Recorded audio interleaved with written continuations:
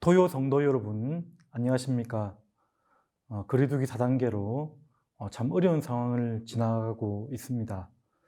하나님의 위로하심이 우리 토요 새벽 성도 여러분 한 분 한 분 심령 속에 가득하시길 주님의 이름으로 축복드립니다. 자, 오늘 본문 말씀은 창조자, 구원자의 사랑과 정인 되심이라는 제목으로 함께 말씀을 나누도록 하겠습니다. 자, 오늘 본문 말씀은 바로 42장 끝절에 우리 이스라엘 백성들이 이제 반역하고 패역한 모습들이 나타났다가 다시 하나님의 그런 반전이 일어나는 그러한 장면들입니다. 얼마나 하나님이 우리를 사랑하시는지, 하나님이 얼마나 우리에게 넘치는 사랑으로 인도하시는지 과분한 하나님의 사랑과 인도하심을 보여주는 본문의 말씀들입니다. 1절부터 7절까지는 하나님이 어떻게 사랑하시는지, 얼마나 사랑하시는지, 어떻게 사랑으로 인도하시는지에 대해서 우리에게 설명을 하고 있고요. 8절부터 13절까지는 이제 하나님이 자기 백성과 열방을 불러서 이제 소송 재판을 합니다. 그래서 법정 편결을 하는 장면이 나타나고 있습니다.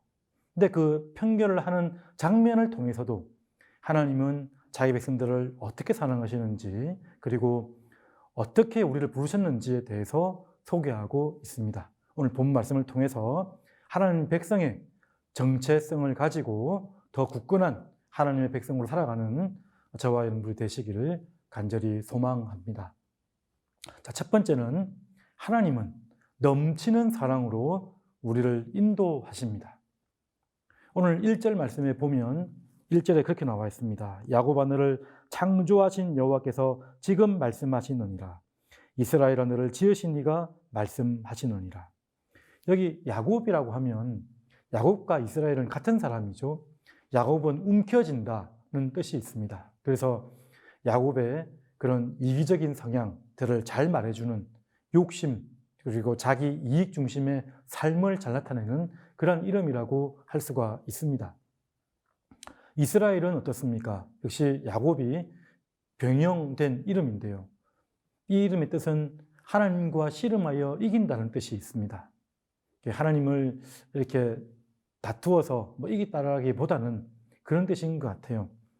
문제가 있을 때에, 또 사람과 이런 어려움이 있을 때에, 관계 속에 어려움이 있을 때에 그런 상황과 사람과 직면하지 말고 하나님 앞에서 나아가서 씨름하게 되면 그때에 우리에게 참된 승리가 있을 것이라는 그런 이름의 뜻으로 우리가 볼 수 있는 것 같습니다. 야곱이든 이스라엘이든 우리가 약하든 아니면 하나님 앞에 바로 서 있든 강하든 아니면 부족하든 하나님은 변함없이 우리를 사랑하신다라고 오늘 본문 말씀에서 설명하십니다. 특별히 1절과 7절 말씀, 수미 쌍관 그런 문장이라고 우리는 말을 하는데요. 처음과 끝이 비슷한 뜻과 의미로 되어져 있습니다. 자기 백성을 창조하셨다, 자기 백성을 지으셨다, 그리고 자기 백성을 구속하셨고 만드셨다라고 우리에게 설명을 하고 있습니다.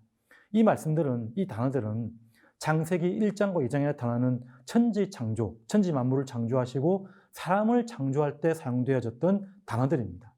무에서 유를 창조하는 그 창조의 단어, 그리고 짓다라는 이 단어는 토기장이가 심혈을 기울여서 자기 작품을, 그릇을 빚어나가는 과정을 말하는 것입니다. 작품을 만드는 과정인 것이죠. 지으셨다. 그리고 하나님께서 우리를 그 적재적소에 배치시키시고 연결시키셔서 만드셨다라고 우리에게 설명을 하고 있습니다. 하나님은 그렇게 우리를 사랑하시고 있다는 것을 설명하는 본문들입니다. 지명하여 불렀나니, 1절에 보십시오. 너를 지명하여 불렀나니 너는 내 것이라. 지명하였다. 특별한 계획과 목적을 가지고 너를 택했다라고 설명을 하고 있고요. 너는 내 것이라 라고 말씀합니다. 하나님의 소유인 것이죠. 출애굽기 19장 5절 말씀에 보면 세계가 다 내게 속하였나니 너는 내 소유가 되겠고, 이 소유라는 단어, 세굴라라는 단어인데 히브리어로 세굴라, 이 단어는 아주 고이 묻어둔, 감추어둔 보배와 같은 보석을 말하는 것입니다.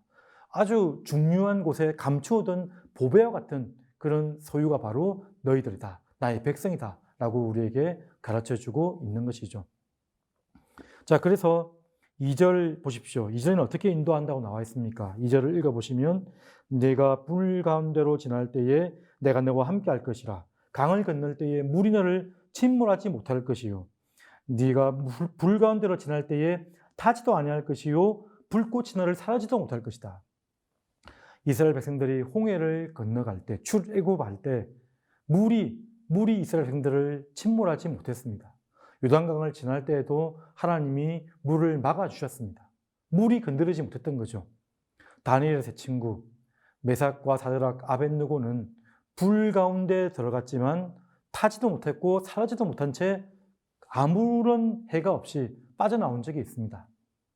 그러한 역사를 말해줌과 동시에 이 물과 불은 광야와 같은 세상을 살아갈 때 우리에게 닥쳐오는 고난들을 상징하는 단어라고 할 수가 있는 것이죠. 어떠한 어려움이 있다 하더라도 그런 어려움들이 우리를 완전히 침몰하지 못할 것이라고 우리에게 설명을 하고 있습니다. 이 말씀을 믿으셨으면 좋겠습니다. 1절 중반절에 너는 두려워하지 말라. 5절에 두려워하지 말라. 세상을 과도하게 무서워서 벌벌 떨지 말고 아무것도 못하는 그런 자가 되지 말고 하나님의 사랑받는 자로서 살아가라라고 우리에게 가르쳐주고 있습니다. 하나님은 우리를 사랑하십니다. 그리고 하나님이 불러 모으신다라고 설명을 하고 있습니다. 5절, 6절에 보시면 동서남북에서 불러 모으십니다. 그런 어려움에 있던 자기 백성들, 흩어져 있는 자기 백성들을 모으시겠다고 말씀하고 있고요. 특별히 바벨론 포로로 갔던 우리 백성들에게는 북쪽에게는 내가 내어놓으라 하겠다. 하나님이 직접 그 백성들과 그 바벨론과 벨로나에서 내 백성을 찾아오겠다라고 가르치고 있는 것입니다. 하나님은 우리를 극진히 사랑하시고 우리의 지식에 넘치는 우리가 상상할 수 없는 방법으로 인도하시는 사랑을 보여주고 계십니다. 두 번째는 하나님은 무조건적 선택과 사랑으로 우리를 부르셨는데요. 그런데 거기에 합당한 요구와 반응이 있습니다. 반응을 요구하십니다. 정인됨의 반응을 요구하고 계십니다. 우리 7절에도 보시면 내 이름으로 불려진 자들, 이 백성은 내 영광을 위하여 창조되었고 지은 존재들이라고 말씀하셨습니다. 그렇게 부르시고 나서 4절에 보시면 네가 내 눈에 보배롭고 존귀하여, 여기 보면 하나님께서 아주 가치 있고 무거운 존재로 쉽게 생각하지 않습니다. 내가 너를 사랑하였은즉, 다 완료형으로 되어 있는데 미래를 확신하는 완료형입니다. 과거에도 사랑하였고 지금도 사랑하였고 미래에도 반드시 사랑할 것이다라고 우리에게 설명하는 말씀인 것입니다. 신명기 7장 7절 8절에 보면 내가 이 백성을 택하였던 이유를 설명합니다. 내가 이 백성을 기뻐하고 택하였던 이유는 이 백성이 다른 백성들보다 수요가 많기 때문이 아니라, 외적으로 뭔가 능력이 탁월하거나 뭔가 있어서 내가 사랑한 것이 아니라, 다만 나는 아무런 이유 없이 너희들을 사랑하였고 조상들에게 했던 그 맹세를 지키기 위해서 애굽 땅 종되었던 곳에서 너희를 구속하셨고 내가 이끌어냈다라고 우리에게 설명을 하고 있습니다. 하나님의 사랑하심, 하나님의 언약적 신실하심에 근거해서 우리를 사랑하셨다라고 설명을 하고 있는 것이죠. 이렇게 사랑하신 이후에 자격 없는 자를 우리를 부르셨고 택하셨지만 우리에게 요구하고 있습니다. 무엇을 요구하고 계시죠? 8절, 9절에 보시면 자기 백성을 모으십니다. 모으시고 8절은 모았고요. 9절에는 열방을 또 모읍니다. 열방을 모아서 9절에 보시면 열방은 모였으며 민족들이 회집하였는데 그들 중에 누가 이 일을 알려주며 이전 일들을 우리에게 들려주겠느냐.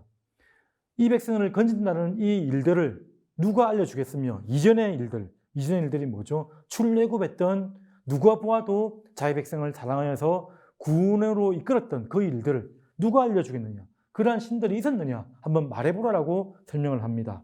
그러면서 너희의 오름을 말하라고 하는데 그 인도하신 신의 오름을 말하는 것이죠. 10절에 보면 나 여호와가 말하노라 너희는 나의 증인, 나의 종으로 택함을 입었나니 증인됨을 요구하고 있습니다. 우리는 우리의 입술과 언어로 그리고 온 삶으로 일상에서 하나님을 증거하며 살아가는 증인이 되어야 될 것입니다. 그 증인됨을 하나님의 그 사랑, 놀라운 은혜에 합당한 요구로 우리에게 지금 설명하고 있습니다. 증인되어 달라. 자, 마지막 세 번째는 무엇이냐면 하나님이 직접 증인되십니다. 하나님이 직접 증인되신다. 그러니까 하나님이 증인되셔서 우리를 증인되게 하시는 것이죠. 우리 8절, 9절 이렇게 모았습니다. 그리고 이제 10절에 나 여호와가 말하노라 너희는 나의 증인, 나의 종으로 택함을 입었나니 이렇게 입었다고 했는데 증인들이 말을 못합니다. 묵묵부답. 왜 그렇죠? 이 증인들에게는 심히 큰 결함이 있었습니다. 8절에 보시면 눈이 있어도 보지 못하고 귀가 있어도 듣지 못하는 이 백성이다 라고 말합니다. 우리 42장 끝절에도 이 영적 맹인, 못 듣는 자들아, 맹인들아 18절, 19절에 보면 그렇게 나와 있습니다. 영적 맹인된 자들인 거죠. 이들에게 하나님은 어떻게 하십니까? 못 듣고 볼 수 없다고 아무런 일들을 하지 않는 것이 아니라 이 말씀에 보시면 10절 중반절에 보십시오. 너희가 나를 알고 믿으며 내가 그인 줄을 깨닫게 하려 함이라. 내가 친히 너희로 알게 하겠고 믿게 하겠고 깨닫게 하겠다. 12절에도 보십시오. 내가 알려주었으며 구원하였으며 보였다라고 설명합니다. 하나님이 다 하고 계시는 거죠. 하나님이 알려주시겠고 구원하시겠고 보여주실 것이다. 이 보여준다는 말은 이 쉐마라는 듣는다는 단어에서 나타났는데 이 듣는다는 이 단어는 경청하다, 순종하다, 실천하여서 나타나다, 보여진다는 단어까지 확산되어지는 단어입니다. 이 일을 내가 하겠다. 10절 하반절에 보면 전에 지음을 받은 신, 이런 신이 없었고 후에도 없을 것이다. 나 같은 신은 이후에도 없고 이전에도 없고 이후에도 없을 것이다 라고 말하고 있다는 것입니다. 나는 여호와라. 나 외에 구원자가 없느니라. 참된 구원자는 나밖에 없다라고 설명을 한 것이죠. 13절 과연 태초로부터 나는 그이니 태초로부터 시간이 창조됐을 때부터 처음부터 나는 여호와 하나님이시고 구원자 되시고 너희들의 하나님이며 현재도 하나님이며 미래도 하나님 될 것인데 13절에 보시면 내 손에서 건질 자가 없도다. 이것을 누가 막을 것인가? 내가 행할 것이기 때문에 아무도 막을 수 없을 것이라고 우리에게 설명을 하고 있는 것입니다. 하나님이 직접 증인되어 주신다는 말씀을 하고 계십니다. 자, 이 말씀들을 우리가 종합적으로 보면서 오늘 말씀 전체에서 어떤 단어를 주목할 수 있냐면 1절 중반절에 보십시오. 내가 너를 구속하였고 이 구속한다는 단어는 가알이라는 단어입니다. 가알이라는 단어. 그러니까 우리 룻기에 보면 고엘 이런 단어 있잖아요. 무력한 친척의 공경을 자신의 것으로 삼아서 해결해 주는 그런 개념입니다. 친척의 공경을 내 것이라고 책임져 주는 그런 단어죠. 구속하다는 단어.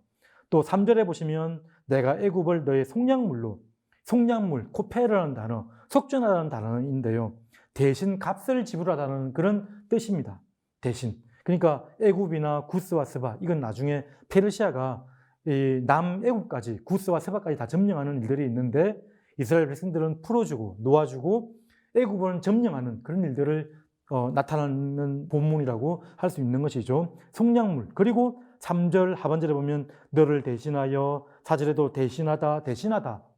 대신하여서 여호와의 증인이 되어주시겠다라고 우리에게 설명하는 것처럼 보일 수 있습니다.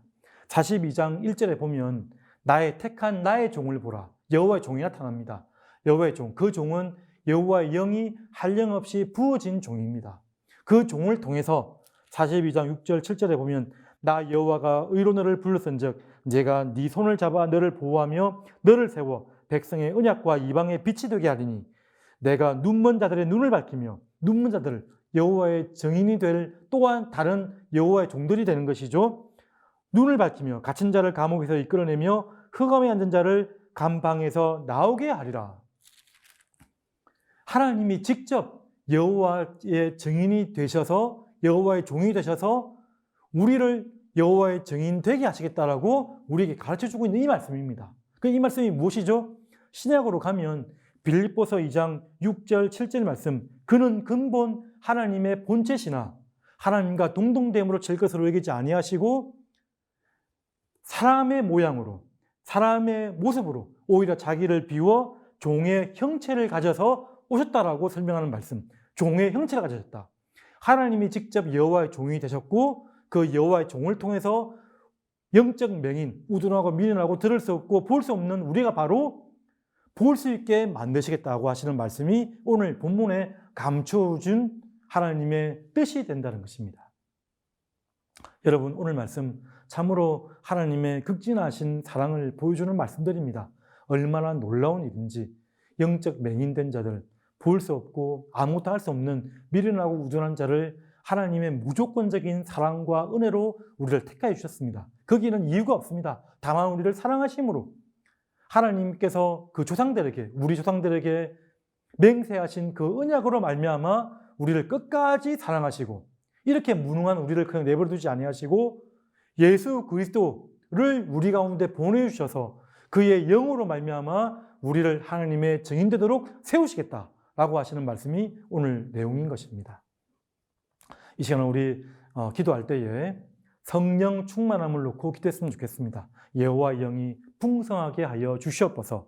그리고 그리하여서 하나님의 놀라운 사랑을 알게 하여 주시옵소서. 창조자, 구원자, 지으신 자, 만든 자, 지명하여 부르신 자, 그 하나님의 그 사랑, 과거에도 태초부터 주신 그 사랑, 현재도 영원 끝까지 주시는 그 사랑 가운데 거하는 저희들 되게 해달라고, 물 가운데 지나가더라도 불 가운데 지나가더라도 하나님 저들과 동행하여 주시고 함께하여 주시옵소서. 다 같이 가져고 나오신 기도 제목과 함께 기도하며 나가도록 하겠습니다. 은혜로우신 하나님 아버지,